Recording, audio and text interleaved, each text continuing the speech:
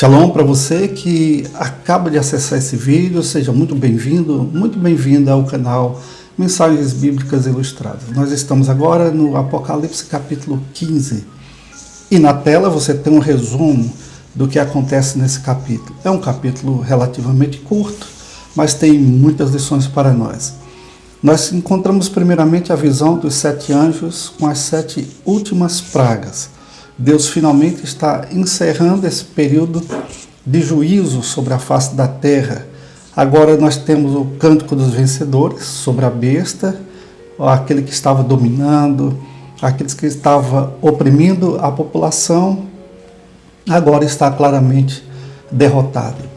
E tem a visão magnífica do templo, do tabernáculo de Deus aberto no céu, que vai trazer uma grande lição de que o povo de Deus, os objetos sagrados de Deus sempre foram protegidos pelo Senhor.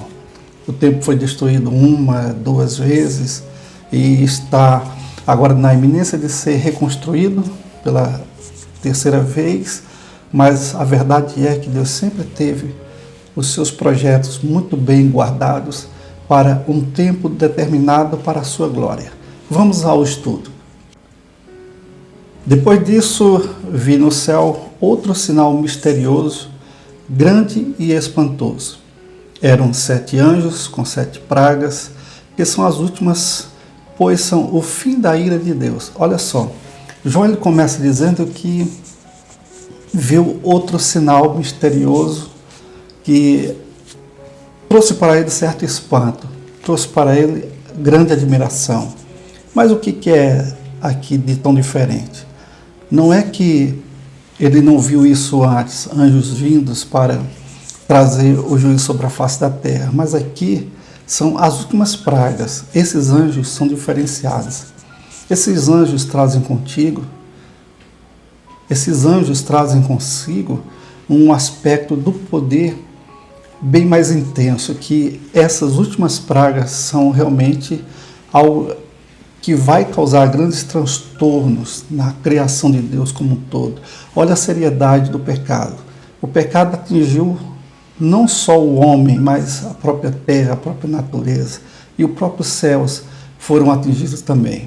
Então nós vamos ver essas pragas intensas que são colocadas agora diante dos nossos olhos de uma maneira espetacular. Mas no versículo 2, João diz, então viu que parecia ser um mar de vidro misturado com fogo.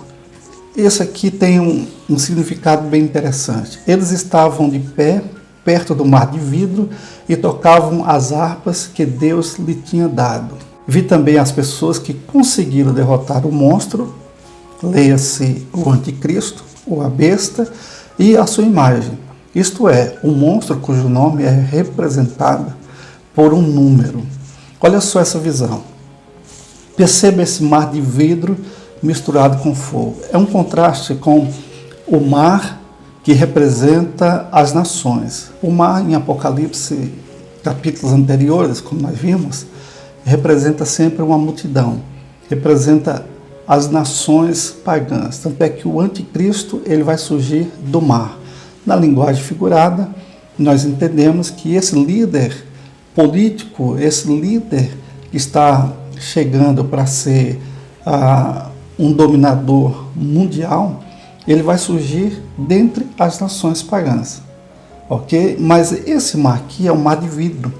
O mar de vidro está simbolizando aqui que é um mar diferente daqueles dos povos agitados, pagãos, onde o pecado está constantemente sendo praticado. Agora esse mar de vidro traz calma. Ele é transparente, ele não tem agitação alguma.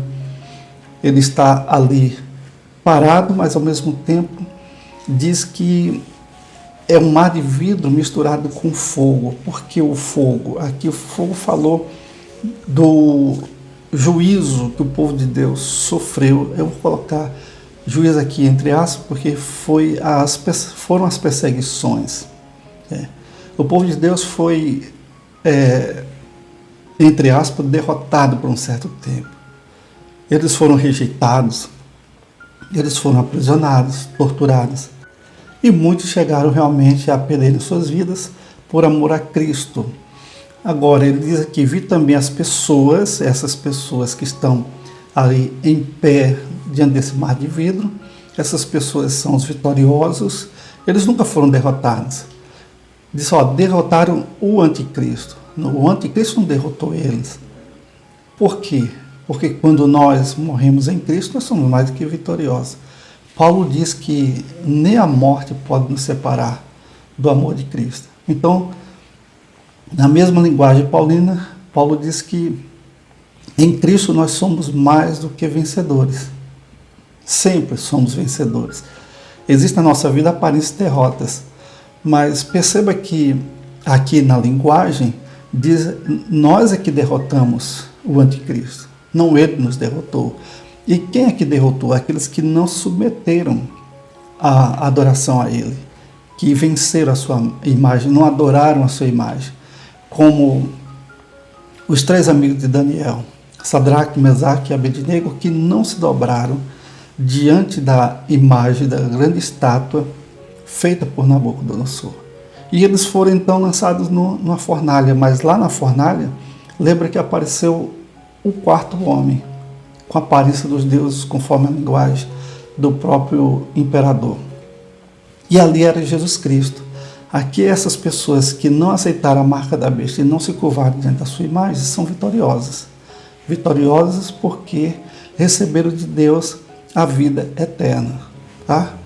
E aí o versículo 3 diz que essas pessoas cantavam a canção de Moisés e a canção do Cordeiro. E eles cantavam assim, olha: ó Senhor Deus Todo-Poderoso, como são grandes e maravilhosas as tuas obras, Rei das nações, como são justos e verdadeiros os teus planos. Veja que a canção de Moisés é a canção do Cordeiro. Aqui está simbolizando que tanto o povo judeu como também o cristão. O povo judeu foi perseguido durante muito tempo, expulso da sua própria terra, terra que Deus deu para eles. E até hoje está essa disputa lá.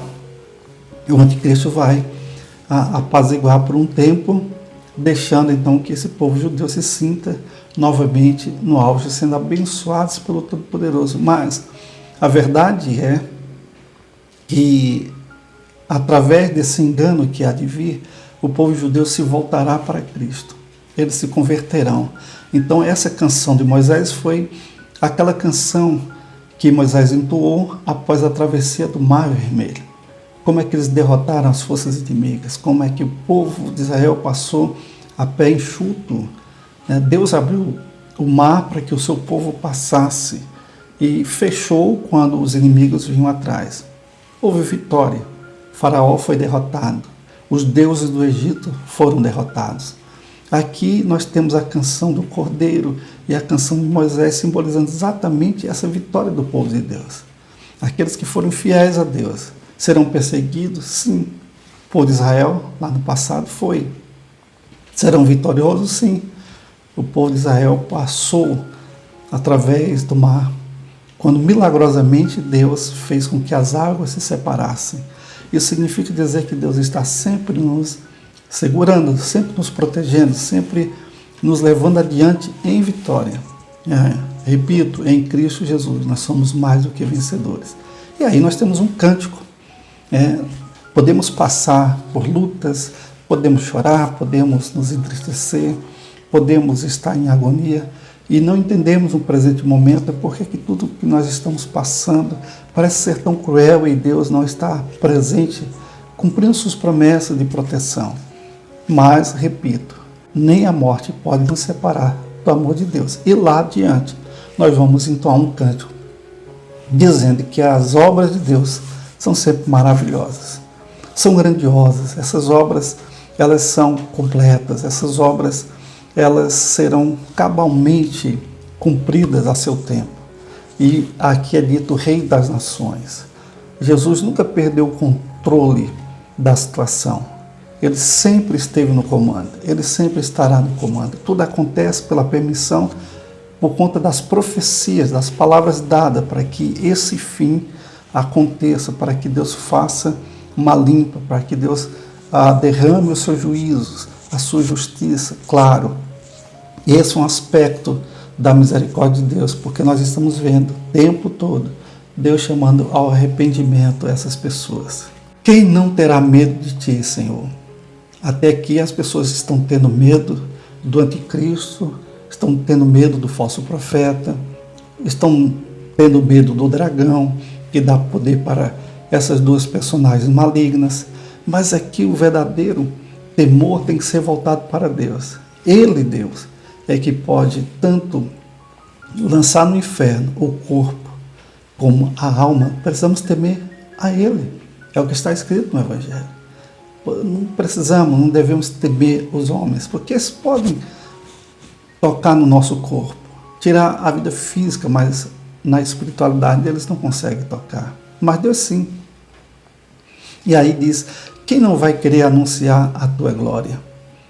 Quem não vai querer ter o privilégio de representar Deus, contar a grandeza de Deus, de como Deus é tremendo, de como Deus é bondoso, de como Deus protege, como Deus liberta. Todas as nações virão a ti e te adorarão. Hoje somos rejeitados, mas no milênio todas as nações obrigatoriamente terão que ir a Jerusalém, terão que se curvar diante de Cristo, terão que dizer que realmente Jesus Cristo é o Filho de Deus, o vitorioso, o Messias, esse sim que pode libertar. Em seguida vi que se abriu no céu o templo, isto é, a tenda da presença de Deus. Isso simboliza dizer que Deus sempre esteve no controle, os templos foram destruídos, mas Deus sempre teve isso dentro do seu plano. Ele permitiu que essas coisas acontecessem, mas Deus não foi derrotado de jeito nenhum. O templo sagrado, cuja planta Moisés recebeu, vinha dos céus. Tudo que vem dos céus é santo, é bom, é eterno, é indestrutível. A presença de Deus simboliza que Deus está presente no universo, Deus está presente em nossas vidas, Deus está presente naquele que realmente se volta para Ele, se entrega para Ele de todo o seu coração. Os 7 anjos que tinham as 7 pragas saíram do lugar santo. Olha só, esse juízo vem do alto. Esses juízos são santos, porque vem do lugar santo, vem da onde Deus habita, vem exatamente onde a justiça verdadeira mora. Estavam vestidos com roupas de linho branco e brilhante e tinham faixas de ouro em volta do peito. Aqui está falando de essa brancura, significa dizer que é justo os juízos, também está dizendo que é puro, não é um juízo maculado, não é um juízo distorcido, não é um juízo que está repleto de falcatruas, não, esse aqui é justo e é verdadeiro. Quando fala de faixas de ouro em volta do peito, está falando do plano sacerdotal, ele está colocando uma visão de que esses anjos estão agindo como sacerdotes, como aqueles que estão derramando o incenso de Deus sobre a terra. Até antes disso, os homens faziam sacrifícios e o incenso era oferecido da terra para o céu. Agora vem dos céus para a terra. Agora vem um juízo que ninguém pode escapar. Então um dos 4 seres vivos deu aos 7 anjos 7 taças de ouro cheias da ira de Deus, aquele que vive para todo sempre. Preste atenção que as taças são de ouro. Quando fala de ouro, está falando do que é puro, o que é precioso e o que é eterno. Esse metal precioso que nós usamos até nas nossas alianças. Quando fazemos uma aliança com o cônjuge, nós usamos um anel de ouro, que representa uma aliança eterna, até que a morte nos separe. E aqui o Senhor diz que tem uma aliança eterna com esse povo. Tem uma aliança eterna em restaurar a sua criação, corrompida, caída pelo pecado e afastada dele por conta da rebelião. Mas aqui, essas taças de ouro cheias da ira de Deus, porque Deus é justo. Deus não é aquele que está fazendo vista grossas ao que está acontecendo. Muitos questionam dizendo, se há um Deus de amor e poderoso, por que é que Ele permite tanto sofrimento, tantas injustiças, tantas desigualdades, tanta maldade nesse mundo? Sim, se Deus agisse de uma maneira sem o seu amor, destruiria todos de uma só vez. Mas olha a longanimidade, olha o grande amor de Deus, dando tempo para a humanidade se arrependerem, voltarem para os seus caminhos, adorarem o Senhor segundo a sua palavra. E por isso ele não fez anteriormente. O escritor do Novo Testamento, nas epístolas, diz assim: Deus não retarda a sua promessa como algumas pessoas estão imaginando, mas Deus não retarda as suas promessas como alguns estão imaginando, mas Deus é misericordioso, é longânimo, querendo que todos se arrependam e voltem ao Evangelho, para que escapem desse juízo. No versículo 8, João diz: o templo ficou cheio de fumaça da glória e do poder de Deus, e ninguém podia entrar nele até que chegasse ao fim das 7 pragas trazidas pelos 7 anjos. Veja que o templo ficou cheio de fumaça. Está lembrando de quando Isaías, no capítulo 6, diz que no ano da morte do rei Uzias, Isaías foi até o templo, e quando ele entrou no templo, ele viu o Senhor assentado no alto e sublime trono. Ou seja, na época de Isaías, estava um caos em Israel. Havia corrupção de todos os lados, havia maldade de todos os lados, havia idolatria, o povo de Deus havia se afastado de Deus, o rei havia morrido, e agora eles estão se perguntando o que vai ser dessa nação, o que será de nós, se a coisa estava ruim, agora ficou pior sem o nosso rei. Mas quando Isaías entra no templo, aí ele tem uma visão majestosa de Cristo assentado no trono, e ele diz que naquele momento, então, todo o templo ficou cheio de fumaça e toda a terra ficou cheia da glória de Deus. Esse é o momento em que toda a terra ficará cheia dessa fumaça, simbolizando a presença do Senhor em todos os lugares, trazendo juízo, colocando um ponto final em toda a bagunça, em toda a maldade, em tudo que há efetivamente de danoso na face da terra. E disse, e ninguém podia entrar nesse templo. Por quê? Está dizendo assim que esse juízo não pode ser impedido, porque diz até que chegasse ao fim das 7 pragas. Quando essas 7 pragas começarem, não tem ninguém que possa interrompê-las. Absolutamente ninguém poderá fazer com que tenha uma pausa, tenha um alívio. Não, o Senhor vai executá-las cabalmente uma após a outra. E aí, por que está acontecendo agora? Lembra que quem recebeu o chip, a marca da besta, não sabemos se é o chip exatamente, seja o que for, mas é uma marca que foi colocada na testa e na mão direita.